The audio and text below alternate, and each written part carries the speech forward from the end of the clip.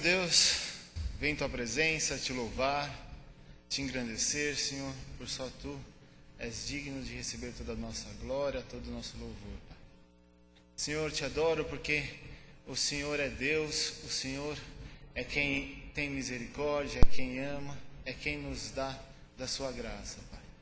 Venho te pedir que o Senhor nos conduza, Senhor, não apenas nesse domingo, não apenas nesse dia, mas em nossas vidas, Pai, para que possamos transmitir a sua palavra, para que possamos transmitir o seu amor através de nossas vidas. Esteja nos dando a sua direção em cada momento desse culto também. Em nome do seu Filho amado Jesus Cristo. Amém. Irmãos, vamos estar cantando não existe, mas vamos cantar o hino do cantor cristão 72. O pastor Wagner já está de férias ou ele está de... Não, ele faz de Iguaçu, mas não é de férias, é da convenção. Não é do cantor cristão, é do Inário, tá? Faltou uma letrinha aí na hora de erro de digitação. 72, do Inário para o culto cristão. 1000 línguas eu quisera ter. Então a minha língua falará da tua justiça e do teu louvor o dia todo. Isso é uma oração, né? É um desejo do nosso coração, de termos no nosso coração a palavra de Deus e a cada momento estarmos refletindo e falando sobre a palavra de Deus. Vamos ficar todos de pé, já que a dona Rosalina nos motiva a estarmos todos de pé neste momento.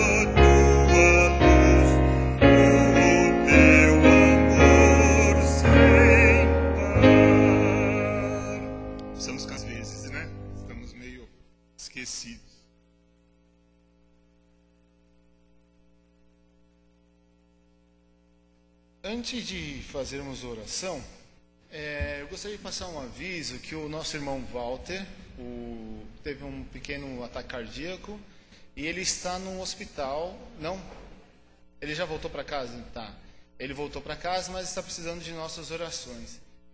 Eu gostaria de pedir para o nosso irmão Célio Cunha, se pudesse fazer a oração nesse momento, pode ser, por favor.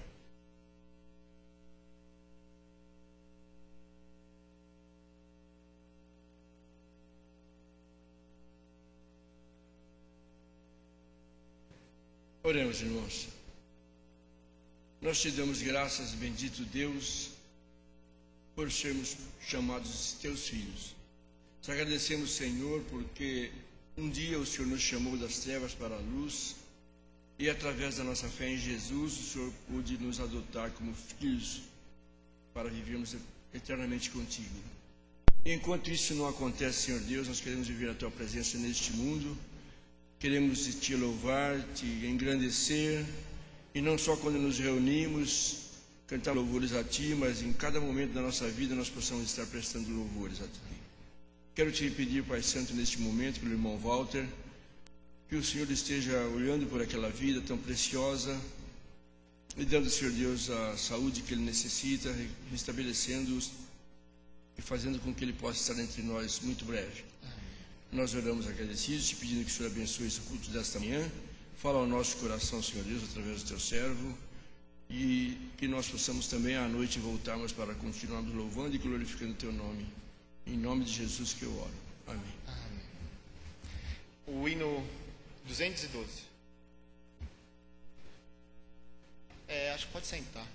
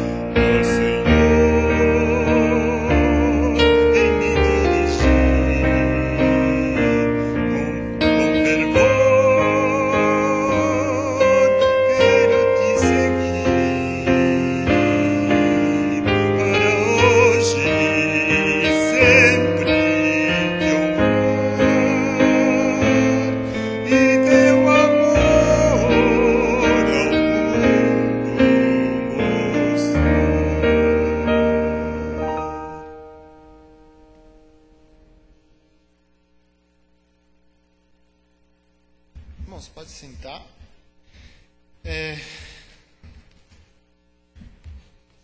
Deixa eu só me preparar aqui.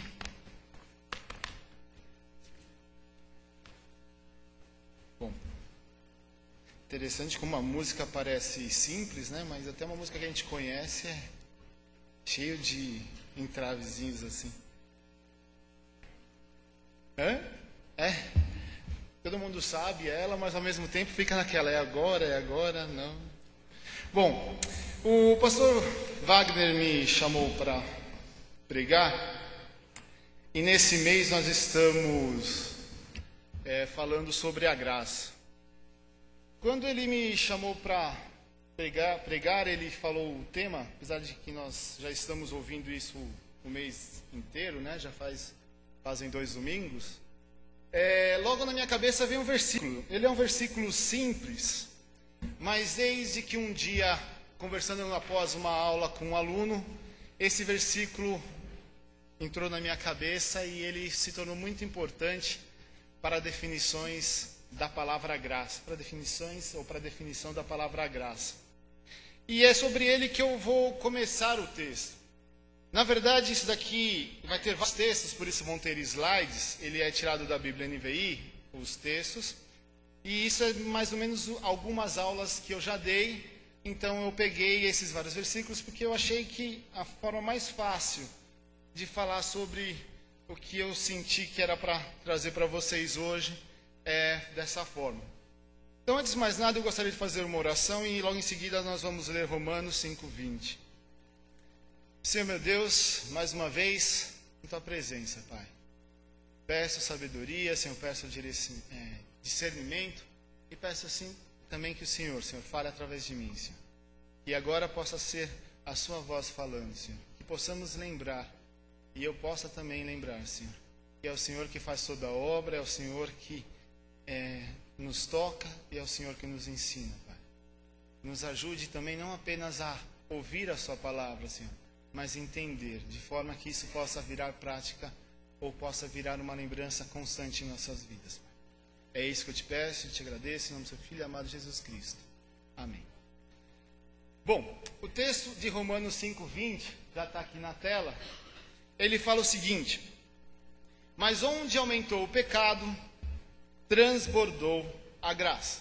Eu creio que muitos de nós já ouvimos esse texto por diversas vezes, já sabemos o que significa, e quando a gente fala do tema graça, para a maioria de nós, você logo já sabe identificar o que é a graça. Se eu chegar para você perguntar qual que é a importância, talvez em números para você, da graça de Deus, talvez muitos de vocês vão falar, é 100% da minha vida tem a ver com a graça de Deus. 100% do meu dia a dia tem a ver com a graça de Deus. É interessante porque eu sempre falei isso. Parece aquela frase que a gente fala de que quem está em primeiro lugar da nossa vida, e a gente responde, Deus. Quando que na prática, no nosso dia a dia, isso nem sempre é uma verdade. Na nossa prática do dia a dia, quem está em primeiro lugar é nós mesmos, e nós lutamos para colocar Deus no lugar dele. E isso é uma briga constante que, infelizmente, vai ser até no dia que nós formos para viver com Ele. Mas o interessante dessa palavra, desse texto, ela está no conjunto do pecado e da graça. Mas como a gente está falando da graça, não tem como entendermos a graça sem entendermos primeiro o pecado. Eu acho interessante a gente imaginar como que as pessoas nos olham.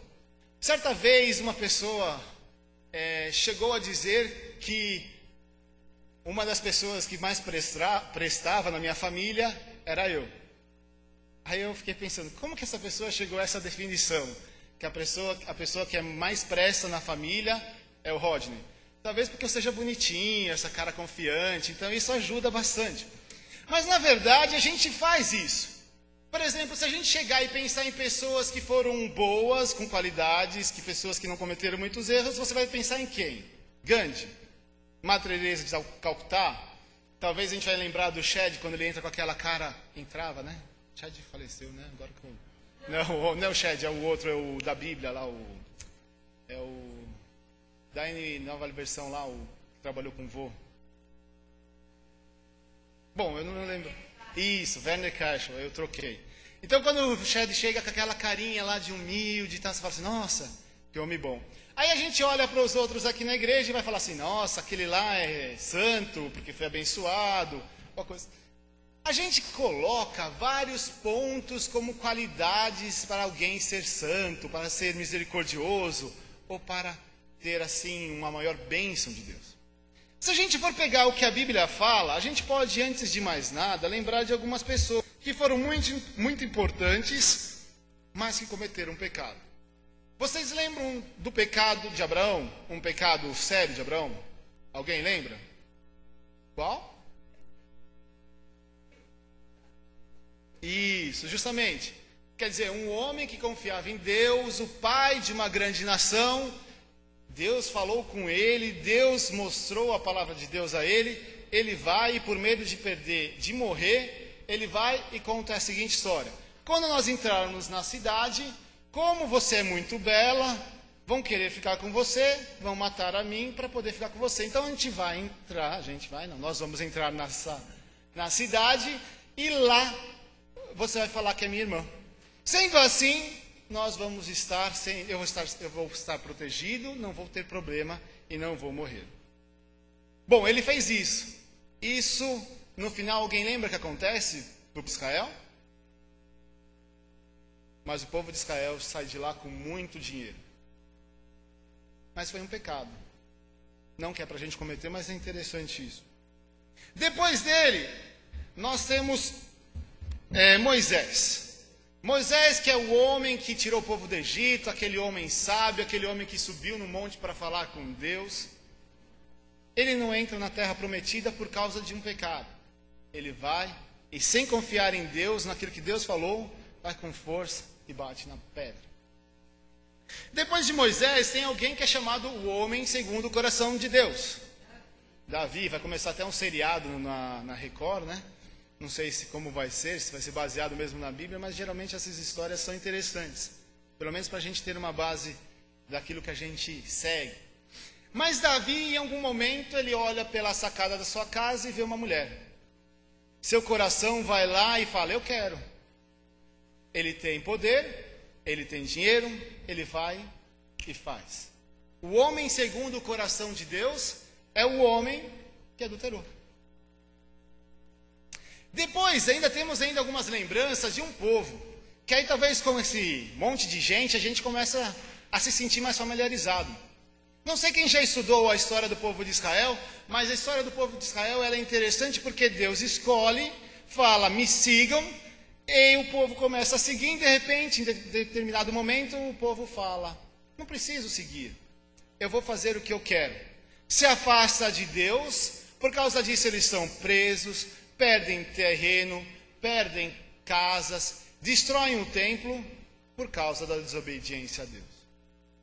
Mas como tudo isso é de uma época onde Deus, de certa forma, alguns ainda enxergam Deus como uma forma um pouquinho mais severa, vamos pensar em alguém do Novo Testamento. Não sei para vocês, mas para mim, a pessoa que eu mais gosto no Novo Testamento, depois de Jesus, é Paulo. E quem foi Paulo? Um assassino, um perseguidor e alguém que a gente admira. Mas se ainda isso a gente não consegue se enxergar neles, eu acho que a gente pode fazer uma leitura aqui em Gálatas 5, 19 e 21. Todo mundo acho que já ouviu esse texto, mas eu acho que é interessante nós relermos ele. Acho que vai ficar mais fácil se olhar para trás. Está aberto? Não, né? Desculpa aí, Marcelo. Pegadinha. Gálatas 5, 19 a 21, ele fala assim. Ora, as obras da carne são manifestas. Imoralidade sexual, impureza e libertinagem, idolatria e feitiçaria, ódio, discórdia, ciúmes, ira, egoísmo, dissensões, facções e inveja, embriaguez, orgia e coisas semelhantes. Eu os advirto, como antes já os adverti. Aqueles que praticam essas coisas não herdarão o reino de Deus. Bom, Boni, posso ficar com os dois assim? Tá, obrigado. Bom, mas voltando para o texto e que ele está falando, será que a gente consegue se enquadrar em alguma dessas coisas? Porque em geral, quando você vai conversar com alguém e você vai pregar a palavra de Deus, você vai falar assim, você é pecadora. Ela fala, eu não roubo, eu não mato, eu não me prostituo. Por que eu sou pecadora? Onde que está o pecado em mim? O interessante é que por aqui, por esse texto, eu acredito que em alguma dessas coisas todo mundo pode se encontrar. Se não na prática, no pensamento. Em Mateus 5, no exemplo sobre adultério, ele fala que se a gente só de olhar para a mulher do outro cobiçar, nós estamos em pecado. Se a gente usar essa ideia do olhar e desejar, ou falar, ou mentir, mentir nem tanto, mas é uma mentira. Mas a ideia é que nós, no nosso dia a dia, nós cometemos vários pecados. Eu acho importante isso, e eu acho importante você pensar nisso. A ideia do pecado, ela é ruim, ela é feia, ela é suja, mas ela é importante de você saber. Uma das coisas importantes quando você vai fazer uma entrevista de emprego é você chegar e saber seus pontos fortes e seus pontos fracos. Porque na hora que ela for questionar para você algumas coisas, você vai conseguir dar a resposta que ela está querendo. Ou vai conseguir saber o que você agrega àquela empresa. Então é importante você pensar, pelo menos por alguns instantes, o que dessas palavras, desses pecados, você possui. Mesmo assim, eu não estou definindo que os pecados são esses e que não existem mais. Eu gosto muito de definir para mim que pecado é tudo aquilo que me leva ao velho homem, ou tudo aquilo que faz alguém que está próximo de mim, alguém que está ao meu lado, também ser conduzido ou ser levado a lembrar do velho homem. A ideia de lembrar do velho homem é lembrar de viver essas coisas. Algo que às vezes a gente acha que não existe. Mas eu acho que é importante a gente pensar nisso.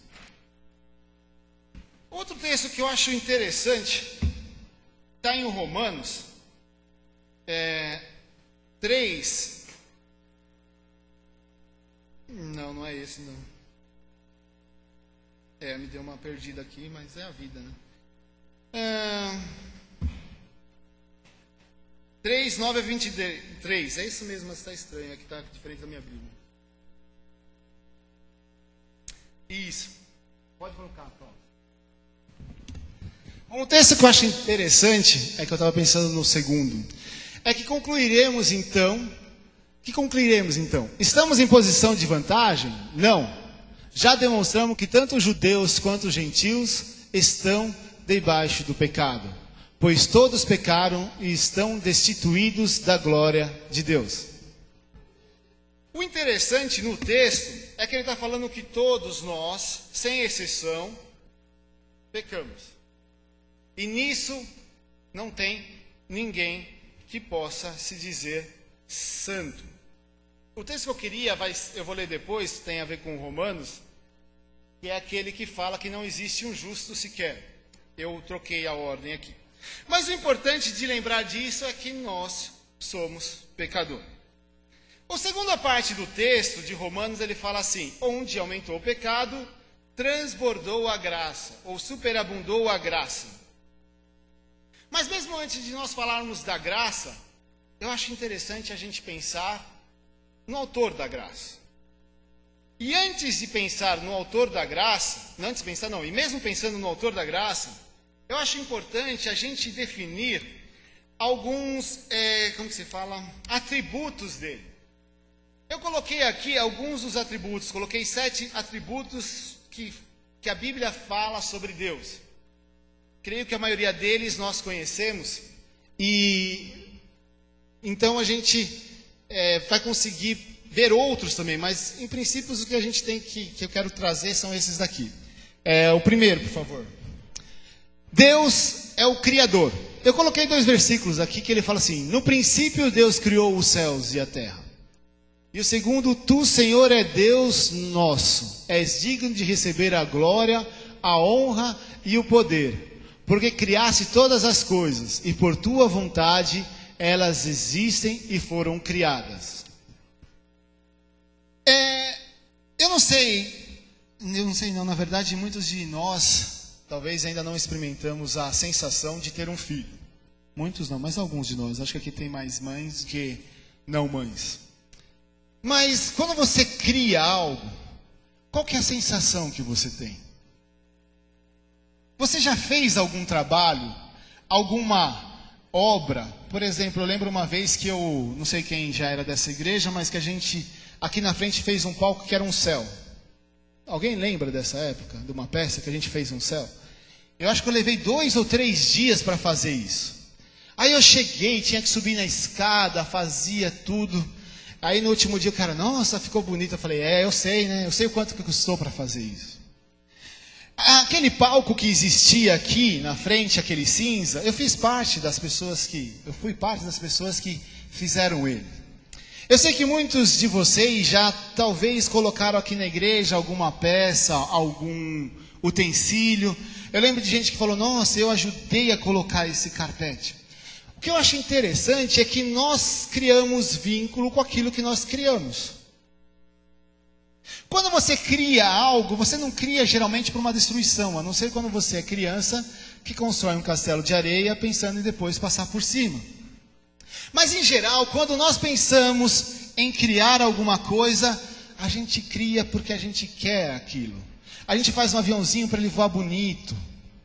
Nós fazemos aquelas casinhas de Lego, pelo menos a gente tentava fazer, para falar, olha que eu fiz, que bonito. Aí vinha um dos 2 irmãos e ia lá e quebrava. Aí você fica bravo, você fica, por que ele fez isso comigo?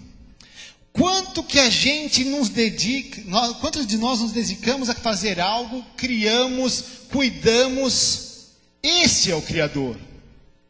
É interessante porque Deus cria o homem, Ele cria o homem para viver em comunhão com Ele, e Deus cria esse homem com o seu carinho, fazendo desse homem a imagem e semelhança de Deus.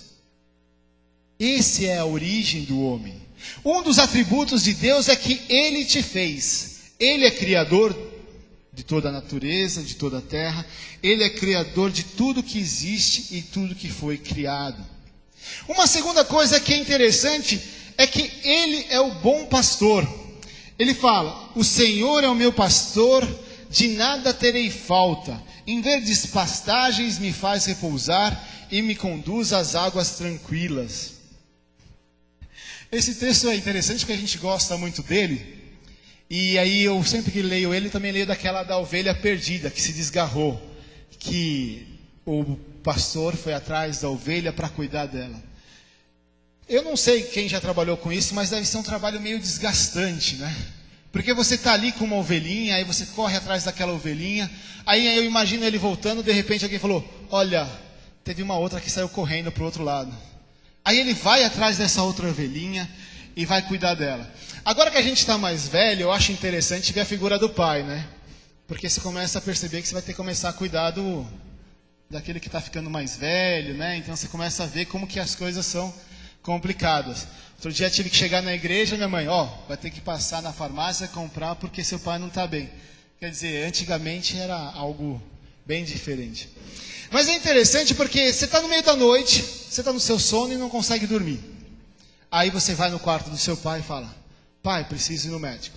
Seu pai não fica com aquela coisa, amanhã a gente vai. Ele vai, levanta, coloca você no carro, vai até o hospital, se precisar, tiver fechado, ele procura outro. Às vezes é uma dor de barriga, mas ele não sabe, ele está preocupado com você. Ele quer cuidar de você. Deus é o bom pastor. É aquele que cuida. Se a gente pegar pelo menos o exemplo do povo de Israel, o bom pastor foi visto por diversas vezes. Não tinha o que comer, ia morrer, de novo ia ser aprisionado ali no Mar Vermelho. Não tinha água.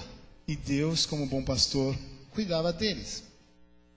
Um outro texto interessante está em João 14:6 e fala de um outro atributo. Deus, ou Cristo, na figura, nesse caso a gente pode falar dos dois, as duas figuras de pai e de filho, como Deus. Ele é vida. Em João 14:6 fala, respondeu Jesus, eu sou o caminho, a verdade e a vida. Ninguém veio ao Pai a não ser por mim.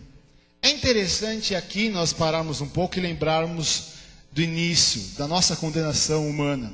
Semana passada o pastor colocou um slide lá que ele falava um pouco sobre isso, então talvez vocês lembrem.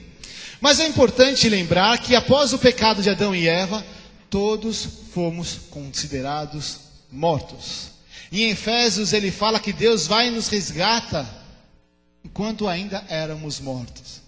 O interessante é a gente lembrar que o nosso dia a dia, sem Cristo, não é nada além do que um sepulcro. Sepulcro? Ou sepulcro? É um sepulcro, né? Nada mais do que um lugar de mortos. Um lugar onde você encontra antes de conhecer a Cristo. Mas a partir do momento que Cristo chega, esse que é morto se torna vida. Então Cristo, Deus, é a vida.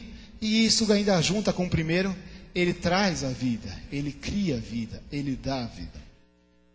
Ele também é fiel. Em João 1,9, ele fala que se confessarmos os nossos pecados, ele é fiel e justo para nos perdoar, para perdoar os nossos pecados e nos purificar de toda injustiça. Eu falei que ele é vida, eu falei que nós estávamos mortos, e ele dá uma saída para nós. Essa saída fala que se confessarmos os nossos pecados, ele é fiel e justo para nos purificar de toda injustiça, para nos purificar de todos os nossos pecados, de toda a transgressão. Ele é fiel também ao ponto de muitas vezes dar aquilo que promete. Muitas vezes não, mas todas as vezes. Ele é fiel para dar o que promete. Mas muitas vezes nós achamos que ele promete coisas que não são necessárias, ou coisas que ele não prometeu. Mas em tudo aquilo que ele prometeu, ele é fiel para cumprir. Um outro atributo que ele tem é que Deus é amor.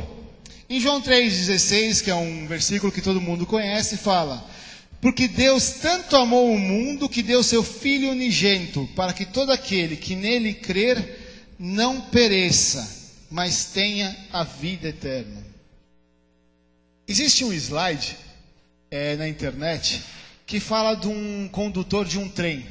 Eu não sei quem já viu isso daqui, esse filme. Esse filme não, é um slide. E no final, o filho dele morre para salvar um vagão ou um trem, né? Trem é um trem. E o filho ele fica num lugar lá para segurar, acho que era uma trava que fazia com que o trem passasse, mas por causa daquele menino, todos são salvos. Eu lembro de um filme uma vez que é um filme evangélico que mostrava assim, chegava para uma mãe e falava assim: se você não falar agora ou negar a Cristo, seu filho vai morrer. E eu lembro que na cena mostrava a criança com umas bexiguinhas e essas bexiguinhas saíam voando. Passou um vídeo, acho que é da China, onde mostram crianças que apanham porque não negam a Cristo. Ele fala que porque Deus tanto amou o mundo que deu seu Filho unigênito para que todo aquele que nele crer não pereça, mas tenha a vida eterna. Não sei exatamente o sentimento de um pai por um filho. Não sei. Mas eu sei que quando você vê uma mãe ou um pai desesperado por um simples arranhão, por uma simples queda, eu começo a pensar, ou começo a entender um pouco do que isso significa. Deus dá seu único filho para que ele morra no lugar de nós. Isto é amor. Ele não está preocupado com o filho dele, ele está preocupado com todos os filhos dele, ou aqueles que poderão ser chamados filhos dele. Esse é outro atributo.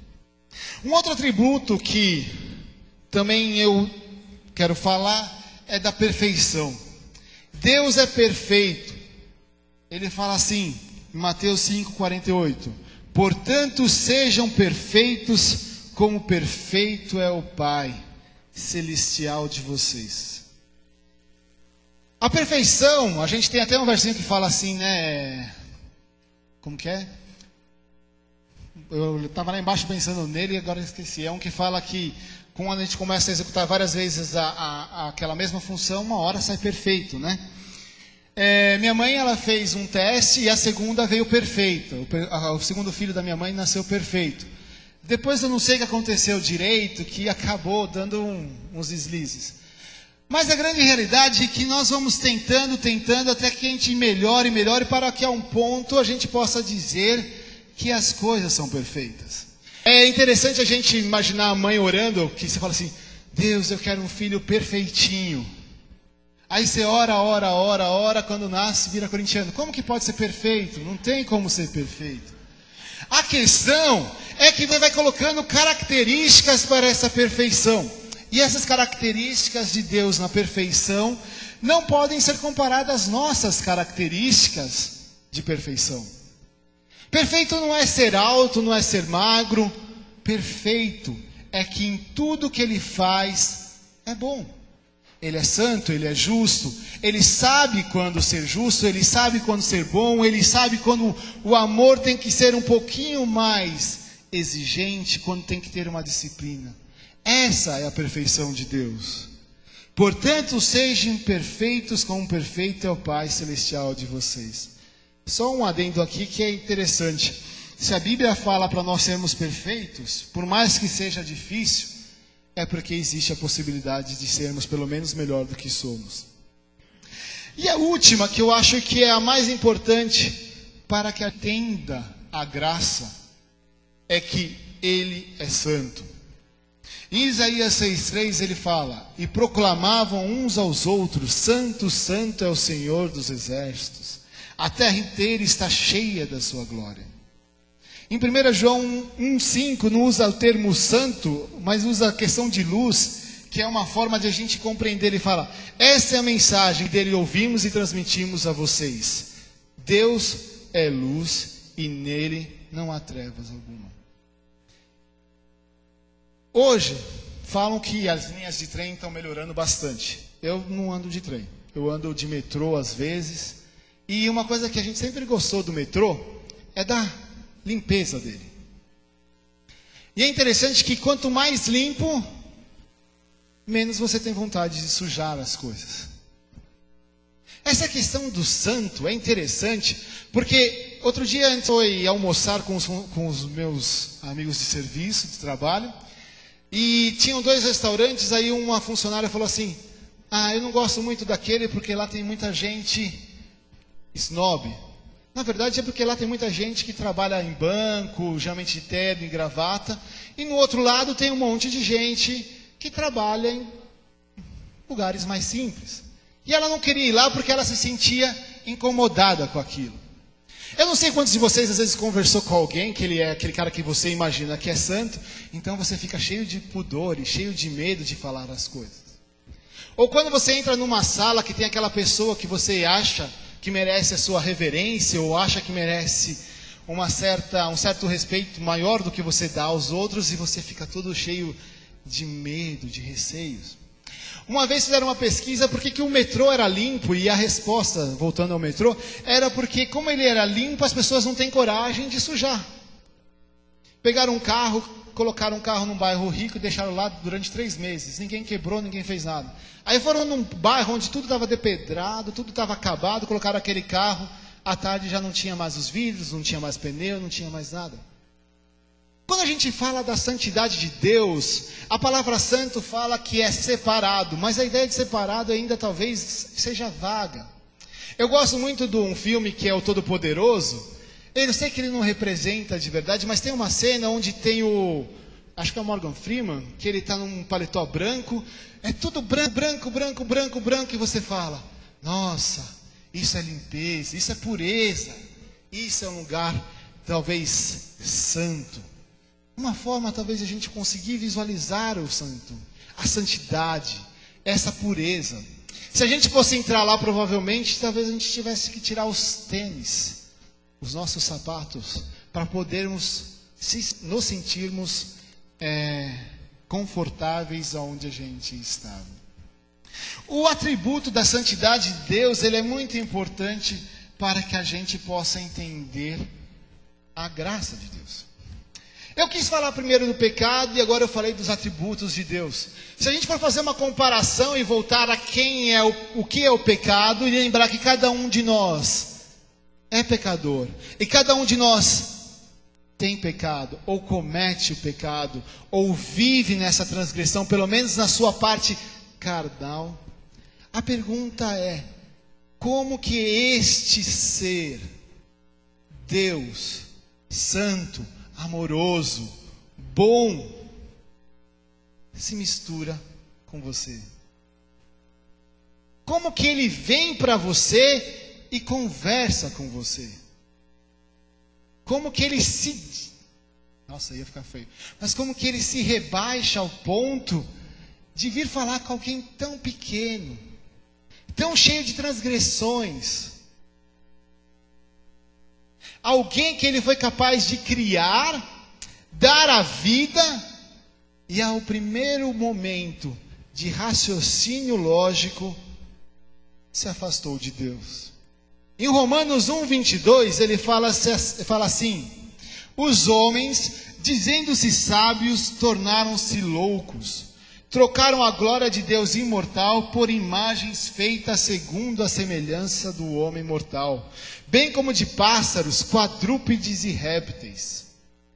Trocaram a verdade de Deus pela mentira, e adoraram e serviram a coisas e serem criados, em lugar do Criador, que é bendito para sempre. Amém. Deus cria, Deus te dá a vida, Deus te dá amor, e você fala: não é você que eu vou adorar. Eu vou adorar meus desejos. Eu vou adorar meus anseios. Eu vou adorar meu sonho. Eu gosto de falar para os jovens do meu grande sonho de ir para o Canadá, mas muitas vezes ele se tornou mais importante do que qualquer coisa. É mais importante eu conseguir o meu objetivo do que agradar a Deus. É mais importante eu cometer esse pecadinho que para mim tudo bem, não tem problema, do que agradar a Deus. E eu falo esse pecadinho porque aos poucos a gente vai tendo alguns pecados que a gente começa a achar que não tem problema. E isso se torna tão forte que a gente fala: tudo bem. É interessante, depois que o pastor Wagner me chamou para pregar, aí parece que você entra numa nova dieta, a dieta da santificação. Porque agora você vai ter que pregar. Você vai subir no púlpito e vai ter que falar. E como você vai falar sendo sujo? Quantas vezes eu já falei que eu já pensei em desistir de dar aula porque eu não presto?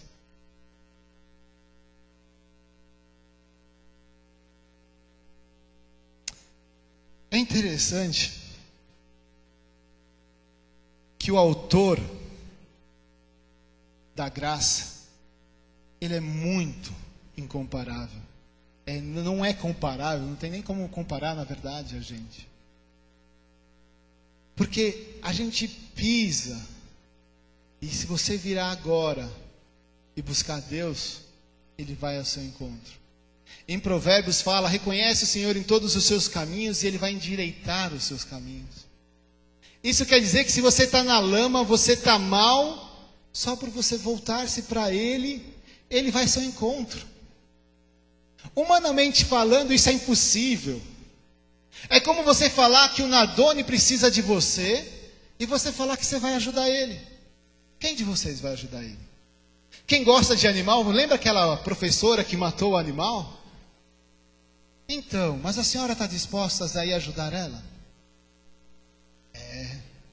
Mas é justamente isso que a gente não tem coragem às vezes de falar. A gente é capaz de ver alguém aqui do nosso lado que nos pisou no calo e a gente não é capaz de falar: eu vou te perdoar. Deus, Ele sabe tudo que passa na minha cabeça, na sua cabeça, e Ele fala: eu estou aqui do seu lado. Eu estou com você. Eu não vou te desamparar. Quantos de nós olha para outra pessoa que a gente conheceu, que a gente viu em algum momento, e se desviou e você fala: aquela pessoa, hein? Não tem mais jeito. E Deus está ali do lado dela falando: eu te amo. É só você virar um pouquinho e falar: eu quero. E Ele está disposto a te ajudar. Isso é interessante para a gente entender a graça. Em Romanos 5, de 1 a 2, ele fala assim: tendo sido, pois, justificados pela fé, temos paz com Deus, por nosso Senhor Jesus Cristo, por meio de quem obtivemos acesso pela fé a esta graça, na qual agora estamos firmes e nos gloriamos na esperança da glória de Deus. A graça é uma palavra pequena, é uma palavra que parece simples, mas ela tem muita importância. Primeira coisa importante de falar da graça é que a graça pode ser compreendida por uma frase que é favor imerecido. Mas o interessante, que é algo que eu aprendi dessa vez, é que esse favor imerecido, ele nunca pode ser dado por alguém inferior ao outro. Porque senão não tem como ser um favor imerecido. Ele sempre vem de um ser superior para um ser inferior. Bom, eu acho que a gente não precisa colocar quem é quem. O ser superior e o ser inferior. Mas, eu acho que a gente tem que voltar na história e lembrar um pouquinho do que significa essa graça. Porque Deus diz que todo homem pecou. Todo homem é pecador. Não existe um único homem justo nessa face da terra. Sendo assim, todos os homens estão condenados à morte. No Velho Testamento, eles faziam sacrifícios de animais para poder ser perdoado através do sangue do animal. Em Hebreus, fala que esse sacrifício não era perfeito. Porque esse sacrifício era por aqueles sacrifícios conhecidos, por um sangue de um animal, e ainda tinha sacrifícios que eles nem conheciam.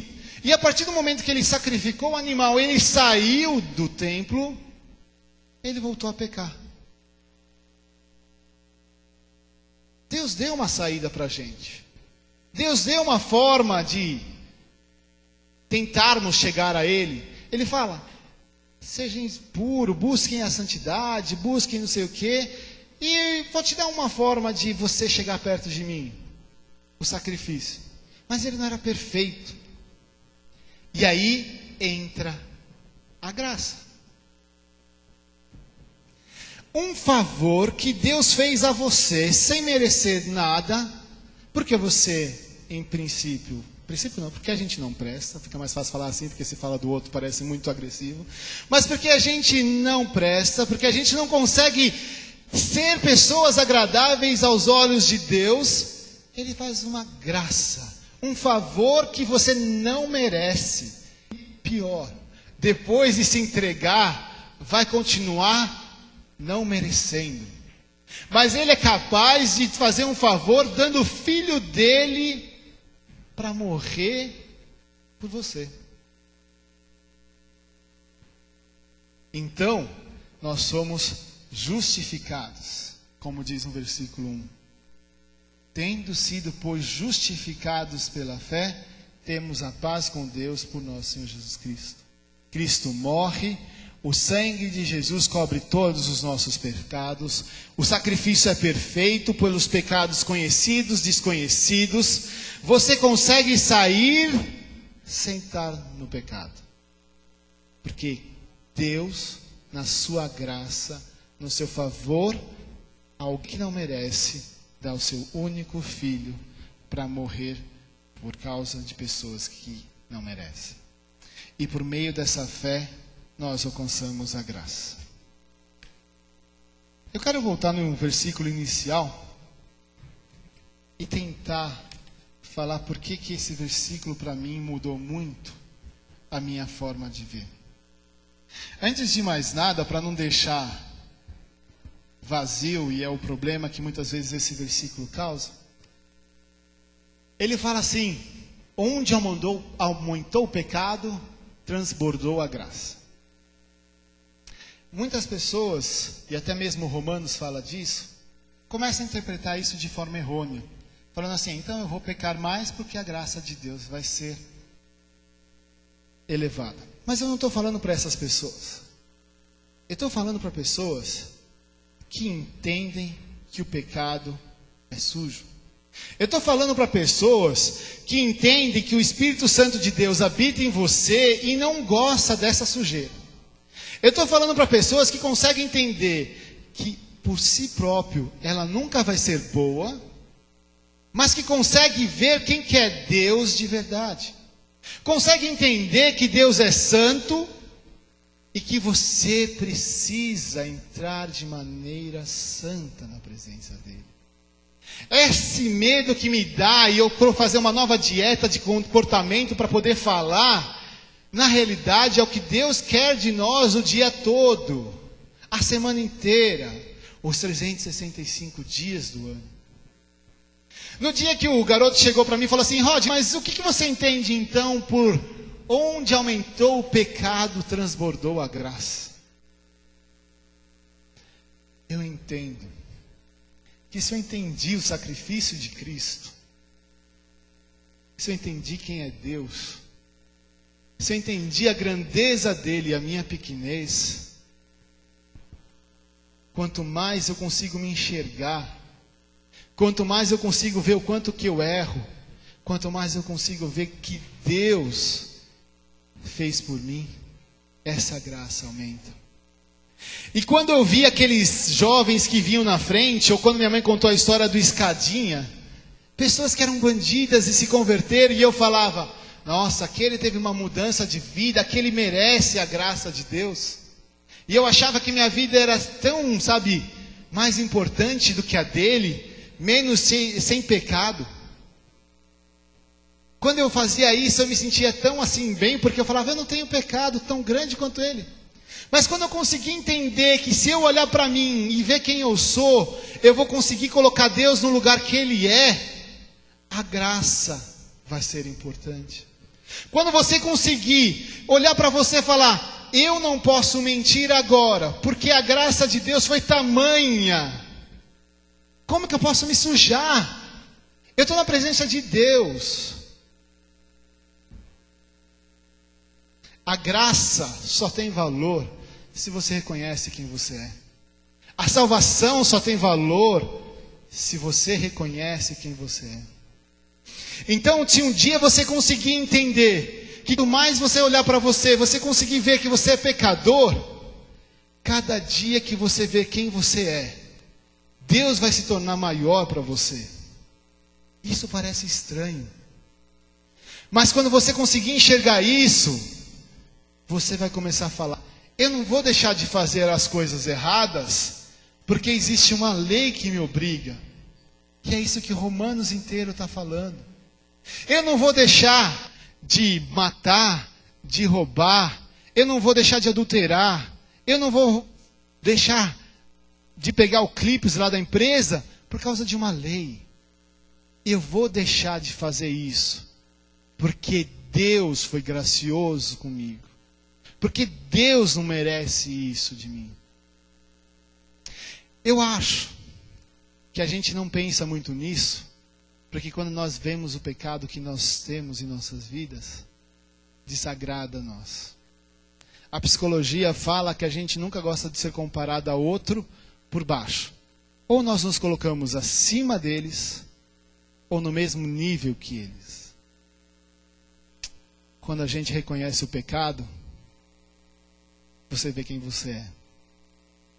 E nós não gostamos do que a gente vê. Não gostamos do que nós vemos. Mas graças à graça de Deus, que não olhou os nossos pecados, pois Ele fala que ainda quando éramos mortos, quando ainda éramos pecadores, Ele veio para nos resgatar. Eu acho que é isso que a gente tem que pensar e entender a graça. Na grandeza de Deus e na nossa pequenez. E se a gente conseguir enxergar dessa forma, o nosso dia a dia não vai ser perfeito, mas pelo menos nós vamos conseguir enxergar quem é aquele que você e eu dizemos que é nosso Deus. Amém.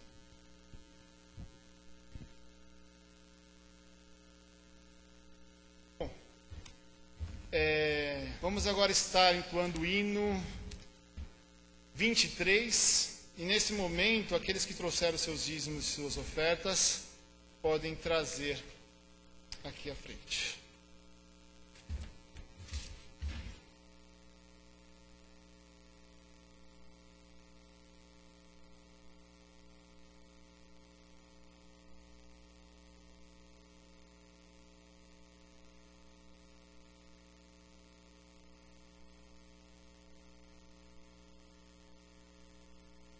Não a nós, Senhor, não a nós, mas ao teu nome da glória, por amor da tua benignidade e da tua verdade.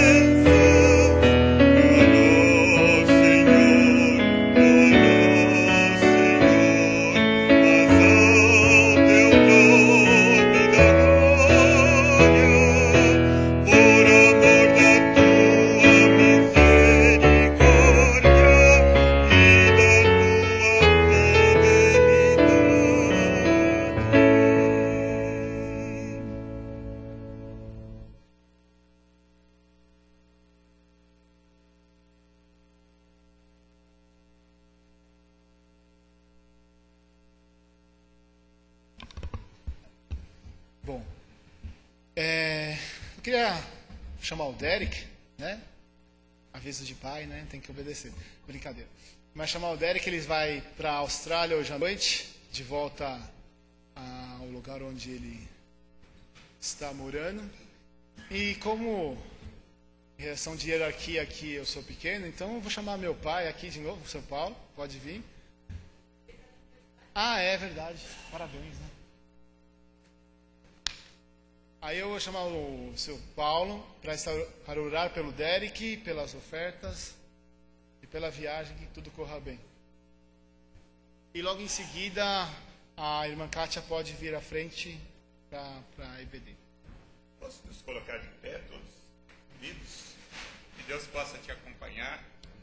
Que você seja uma bênção lá na Austrália, como tem sido entre nós aqui, no tempo que esteve conosco.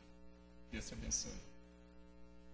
Senhor, nosso eterno Pai, te agradecemos pelo grande privilégio que nos concedes, através da tua maravilhosa graça, de estarmos aqui nesse instante, Senhor. Te agradecemos pela salvação que tu nos proporcionaste de uma forma tão maravilhosa. Nós não merecíamos, deveríamos ir para o inferno, Senhor, mas a tua maravilhosa graça nos salvou, nos retirou deste mundo pecaminoso e nos deu uma nova perspectiva de vida, estarmos eternamente na tua presença. pela tua maravilhosa graça. Te agradecemos, Senhor, pelos irmãos que puderam, contemplando essa tua maravilhosa graça, retribuir um pouco daquilo que tu nos tens dado, para que a tua obra possa prosseguir. Te agradecemos, Senhor, pelos irmãos que contribuíram e pedimos que os abençoes. Pedimos também que abençoes as pessoas que irão administrar esses bens, para que eles possam ser utilizados para a tua honra e para a tua glória. Nós queremos te pedir nesse instante pela vida do Derek, que completou mais um ano de vida e que possa ter muitos outros na tua presença.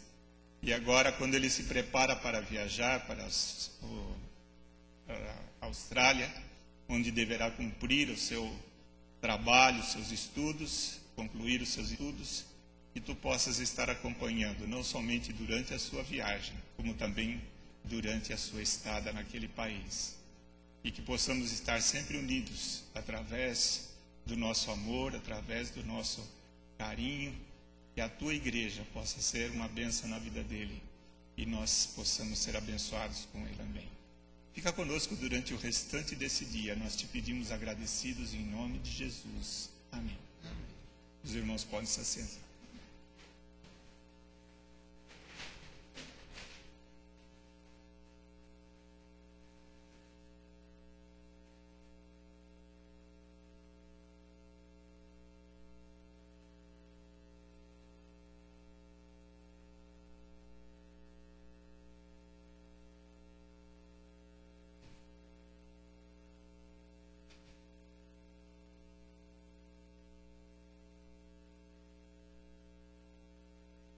Irmãos, vamos começar a nossa EBD cantando de novo?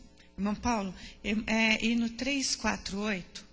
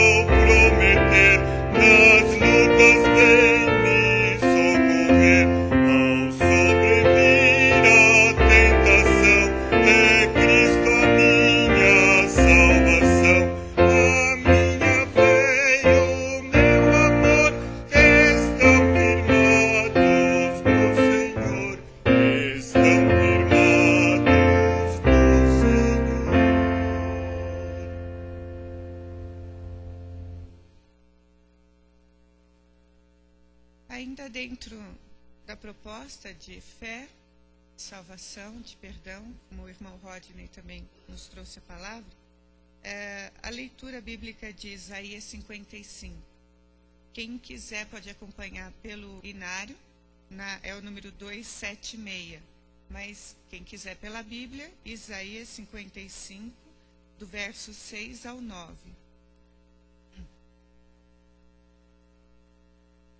Buscai ao Senhor enquanto se pode achar, invocai-o enquanto está perto. Deixe o ímpio o seu caminho e o homem maligno os seus pensamentos.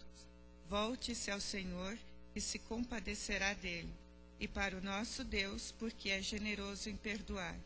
porque os meus pensamentos não são os vossos pensamentos, nem os vossos caminhos os meus caminhos, diz o Senhor. Porque assim como o céu é mais alto do que a terra, assim são os meus caminhos mais altos do que os vossos caminhos, e os meus pensamentos mais altos do que os vossos pensamentos. Amém. Irmãos, hoje nós estamos já na metade do estudo de Romanos, domingo que vem, com o irmão Laerte. Domingo que vem a irmã Eleni conclui o estudo. E domingo que vem eu quero pedir um favor. Os professores da IBD que estão aqui podem levantar a mão para eu saber quantos estão aqui? Tá? Departamento Infantil eu vou estar falando depois. Domingo que vem, das 11h30 a 15 para meio-dia, nós teremos uma reunião relâmpago. É bem relâmpago mesmo, eu prometo, porque nós temos que afinar a IBD já iniciando para fevereiro, a abertura. Então, com as mudanças propostas, e eu preciso dos irmãos, tá? Para uma reunião rapidinha. As revistas já chegaram, eu vou estar distribuindo as revistas do professor para a irmã Eleni, irmão Rodney, depois vejo também com o irmão Célio, alguns já receberam, e os alunos vocês vão estar recebendo no domingo que vem já, eu distribuo para todo mundo. Algum aviso mais? Não? Então vamos para o nosso café, e até daqui a pouquinho aqui, com todos juntos.